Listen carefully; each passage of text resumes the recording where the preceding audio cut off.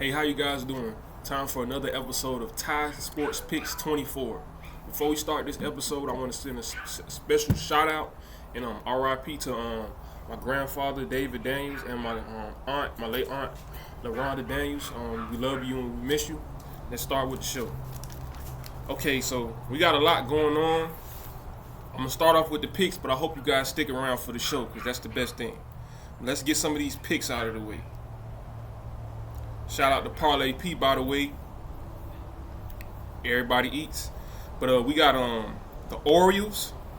We got the Tigers. These are MLB, by the way. So the Orioles, the Detroit Tigers. We also have the Seattle Mariners, the Cincinnati Reds, and then a doubleheader is the Giants. They have a doubleheader. You want to take the San Francisco Giants in the first one. Hold on. We got some more picks. Give me 1 second. Remember, it's Urban Channel, so we the professional unprofessionals. Okay, we have the Texas Rangers money line also, and the Royals. All of these games you can take money line and spread, but I would stick more to the money line. And then also, we're gonna take the U.S. basketball team. They play today. It's gonna be their first game of the Olympics. So hopefully you guys tune in to support your country. I know it's a very trying time in this country, but we got to stick together and we got to represent for America. We're taking on Serbia, actually, not too long after this show. We're actually a 13.5 point favorite. I take the points with that with USA basketball. It starts at 11:15 Eastern time, so you guys tune in. It's probably gonna be on NBC, on one of the NBC networks, USA, something like that. But let's get to the show. ACC. It's a lot going on with the ACC, but we're going to double back to that. Let's first touch on the SEC program, because remember, I'm an Ole Miss Rebel. That's why I played. That's why I studied that. But I'm Florida everything. Florida State, Miami Hurricanes, Florida Gators. I know there's a lot of Gator haters out there, but hey, my license says Florida, so anything Florida, UCF, South Florida, I'm rooting for them. Well, I was actually watching On 3 podcast with JD Piquel. Shout out JD. And he was asking Graham Mertz, the University of Florida quarterback, just about the pressure of this upcoming year, and their coaches on the hot seat. He came and cleaned house 2 years ago, and he had AR-15, which is now AR-5. Anthony Richardson. They went 6-6. Excuse me. Lost the bowl game, so they were 6-7 in 22. They didn't even reach a bowl game, and they went 5-7 in 23.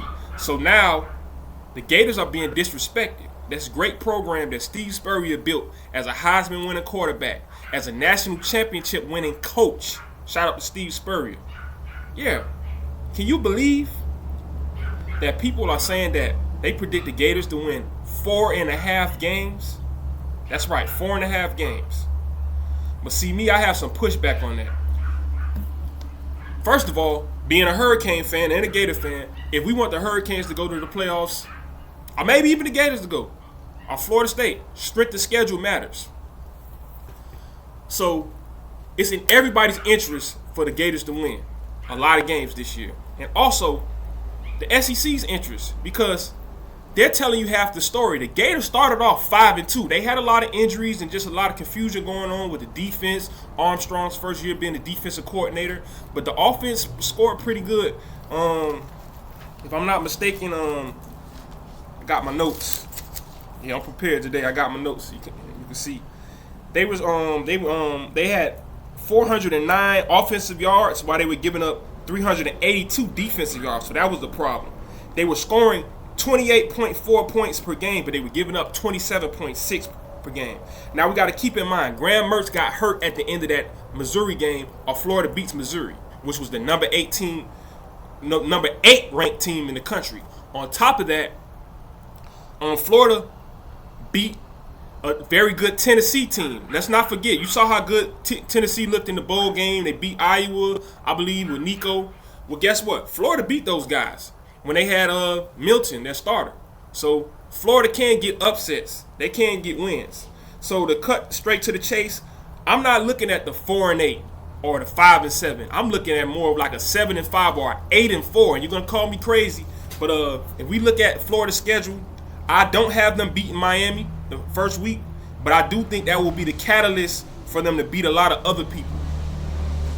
And believe it or not, they're gonna at some point be 8-2, so they're gonna lose the last 2 games. But just follow me along. The Florida Gators schedule for 2024.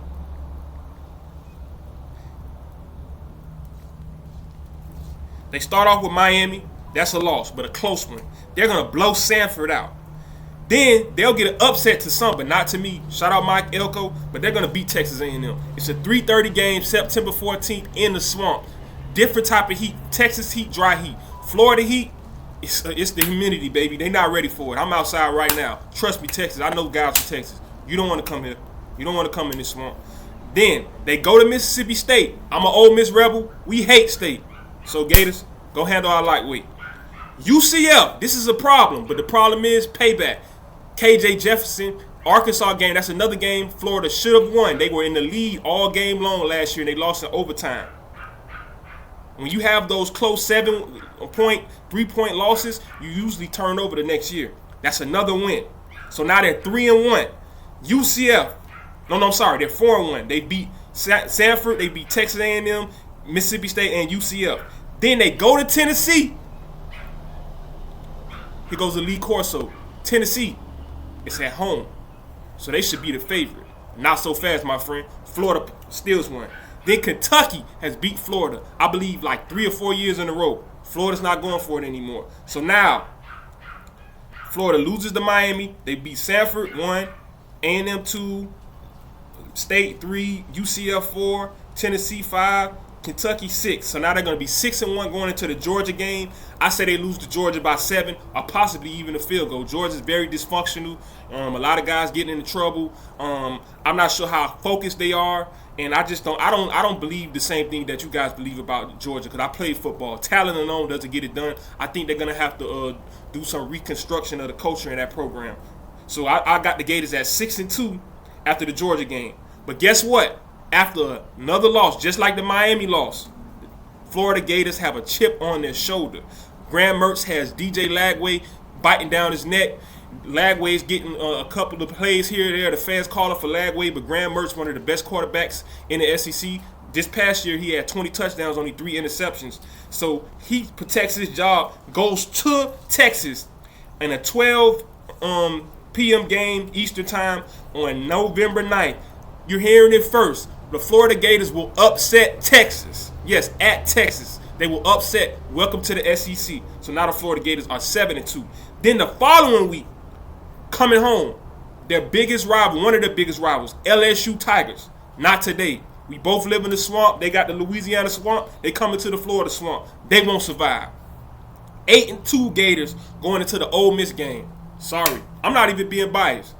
They got a Texas win, they got an LSU win, they're on the high horse. They're probably 8-2.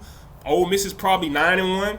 Ole Miss needs this. It's playoff time, baby. Sorry, Gators. They lose, possibly by 10 or 7. Then Florida State. They're going to Florida State. They have a chip on their shoulder. I wouldn't even be surprised if the Gators led the whole game, but I believe DJU, Mike Norvell being innovative, the Florida State Seminoles are going to fight for their life and their playoff hopes, and the Gators will end the season 8-4. Get in the comment section. Tell me if I'm right. Tell me if I'm wrong. Let's move on, because it's not just a Gator show. The Miami Hurricanes. We just passed ACC Media Week. I wish I was there, but I got to level up in the game. Plus, I'm an SEC guy, so I'll probably be going to SEC Media Week soon. But it's a lot going on with the Hurricanes. First of all, this is going to be a last visit weekend before another dead period. July was dead, but now recruits can visit campuses this weekend. A lot of people are having cookouts. Ole Miss has their cookout, shameless plug. It's called Juice Fest for the Ole Miss guys. But let's focus on the Hurricanes. It's just the Canes cookout or whatever. They got Jamie French, 5-star wide receiver out of Jacksonville, Florida, going to Mandarin High School. He already has 2 teammates basically on the Hurricanes. One committed, which is going to be a possible 5-star, is a 4-star, the safety Hilton Drake Stubbs. But we also have Derek Plass, who's a very underrated 3-star lineman. He's on the Hurricanes right now as a freshman. I think that guy has NFL potential. But I think his teammates are going to get in his ear. Hurricanes are doing very good. We just got a quarterback commit for 26, and we already have one for 25. One of the top guys in Georgia. I think French is not going to be able to turn down that offer. So don't be surprised if you get a Jamie French commit. I'm calling it first for the Hurricanes very soon. That's my prediction. And I feel like the Hurricanes, we're going to get deep into them, but I don't expect anything less than 9 wins. But don't be surprised if they're 11-1. But surprise games I think they need to look out for is that Syracuse game, the last game of the season, because they may be on their high horse heading toward the ACC championship. But yeah, you already know I got them to beat the Gators. I got them to beat Florida State. They need to watch that Virginia Tech game. Louisville, not so much because I think they want payback on Louisville. So they need to watch out for Syracuse, Duke later in the season because they have Malik Murphy from Texas. I know people making jokes about Duke, but this is not your granddaddy's Duke. Duke is like an 8-4 team. You got to respect them. Now let's touch on Ole Miss's cookout. Got a lot going on with Ole Miss. You got a guy from my state, Florida, up in the Tallahassee area, Panhandle. I believe his last name is Clarity. He should be at I'm not sure if he's at Ole Miss or he's at Miami because they had him scheduled for an official visit to Miami at their cookout. But I'm not sure if he's going to change his mind because he's actually being predicted in crystal ball to Ole Miss. And his top 2 is Ole Miss and Florida State. But for whatever reason, they have him visiting Miami. Either way it goes, if he goes to Miami, Florida State, Ole Miss, I'll win. But I would rather him go to Ole Miss because Miami already has a top safety. And I want to see the kid get an opportunity where, he's seen as a priority. Nothing against the Hurricane fans, but I just feel like, being a former player, I'm always for the players first and then the programs. But also, Cortez Thomas, somebody that's guaranteed to be there. He's already committed to Ole Miss. He'd be a great combination with Clarity. They're basically the same guys. Cornerback, wide receiver, safety, can hit, can cover, all over the place. Remind me of some of the guys I played with, like a Trey Elston. Shout out to Trey, I just feel like, I was hearing on the Locked On Ole Miss podcast, they were speaking on trying to close on Cortez Thomas because he's a very integral key to what they're trying to do when they reload for the 25 and the 26 years. So Cortez Thomas, forget Hell State, that's fail state, stick with Ole Miss. I know I'm trying not to be biased, but hey, when it comes to my school, hey, it's Ole Miss or nothing. But they're also going to have the 5-star Jared Smith from Alabasta, Alabama. Speaking of Alabama, UCF just flipped the Alabama commit. So Jared Smith, I don't think Alabama's where you want to go. Auburn, nah, you probably want to stick with Ole Miss, man. You probably want to stick with Ole Miss. Deuce Knight from Notre Dame. Notre Dame has a no visit clause, but he's visiting Ole Miss, so apparently he sees Ole Miss as a better option. I don't know if somebody's in his ear giving him great advice, because that's great advice to go to Ole Miss, but shout out to Notre Dame. I like the gold helmets, but I don't know if I like anything else about them. Catholics versus convicts, I'm a Miami guy too. What else do I need to touch on? Oh yeah, Cash App. Since I'm a new YouTube page, until I'm monetized, I got to get like 500 followers in like a month, or 1,000 followers within the year, and 4,000 hours of viewing. So we're gonna do it like this. In the meantime, we're gonna improvise because remember, we're professional, unprofessional. So I want you guys to go to my Cash App if you can, and donate to the channel. That way I can get a mic and a better setup. Sorry, I had it up. Just give me 1 second. Okay, I don't know if you guys can see that. It's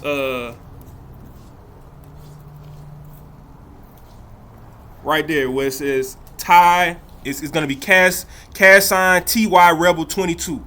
Cash sign TY Rebel 22. So cash sign TY Rebel 22. That's my Cash App if you want to donate to the channel. Also, you can follow me on Instagram. It's showing backwards, but it's Ty Sports Picks 22 because they already had a Ty Sports, so Ty Sports Picks 24. Ty Sports Picks 24. The Cash App is the cash sign Ty Rebel 22. But the Instagram is Ty Sports Picks 24, and the YouTube, the new YouTube name is Ty Sports Picks 24. I will probably be back on today. Go put those picks in on FanDuel. If you're in Florida, we got the Hard Rock app. I got Hard Rock on my phone. Shout out to the Hard Rock app. And yeah, man, let's have a great Saturday.